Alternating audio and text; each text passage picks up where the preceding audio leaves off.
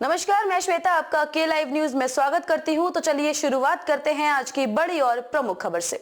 UP समेत इन राज्यों में 100 उम्मीदवार घोषित करने जा रही भाजपा, लिस्ट तैयार, मंजूरी का इंतजार। लोकसभा चुनाव 2024 के उम्मीदवारों के लिए भाजपा में मंथन तेज हो गया है। पार्टी सूत्रों का कहना है कि इसी महीने के अंत तक 100 उम्मीदवारों का ऐलान किया जा सकता है। ये उम्मीदवार उन सीटों पर घोषित किए जाएंगे जिन्हें पार्टी अपने लिए कठिन मानकर चल रही है। पूरे मामले की जानकारी रखने वाले सूत्रों का कहना है कि जिन 100 सीटों पर कैंडिडेट का ऐलान होगा उनमें यूपी, बंगाल, महाराष्ट्र और तमिलनाडु जैसे राज्य शामिल हैं। इन सीटों पर भाजपा को 2019 के आम चुनाव में हार का सामना करना पड़ा था। ऐसे में पार्टी चाहती है कि यहां थोड़ा पहले से ही तैयारी कर ली जाए, उम्मीदवार समय रहते ही घोषित हो जाए ताकि वे क्षेत्र में प्रचार शुरू कर सके। आपको बता दें कि खुद पीएम नरेंद्र मोदी तमिलनाडु, लक्षद्वीप, केरल, तेलंगाना समेत दक्षिण भारत के राज्यों का दौरा कर चुके हैं।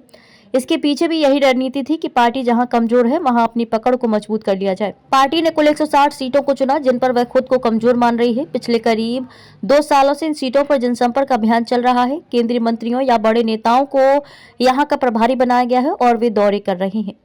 29 फरवरी को होगी भाजपा चुनाव समिति की मीटिंग। भाजपा जो पहली लिस्ट जारी करने वाली है उनमें कुछ केंद्रीय मंत्री भी शामिल हो सकते हैं। पार्टी सूत्रों का तो यहां तक कहना है कि लिस्ट तैयार भी हो गई है, लेकिन केंद्रीय नेतृत्व से मंजूरी के बाद ही ऐलान होगा। इसीलिए 29 फरवरी को केंद्रीय चुनाव समिति की मीटिंग बुला ली गई है। पहले ये मीटिंग 22 फरवरी को ही होनी थी, लेकिन नेताओं की व्यस्तता के चलते इसे टाल दिया गया था।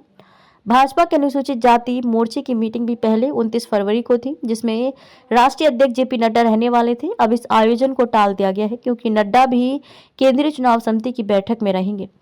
अब तक राज्यसभा के मेंबर रहे केंद्रीय मंत्री भी उतरेंगे। आपको बता दें कि पिछले दिनों हुए 5 राज्यों के विधानसभा चुनाव में भी भाजपा ने कमजोर सीटों पर पहले ही उम्मीदवार तय कर दिए थे। इसके अलावा उसने राजस्थान, मध्य प्रदेश और छत्तीसगढ़ में वरिष्ठ नेताओं की भी विधायकी लड़ा दी थी।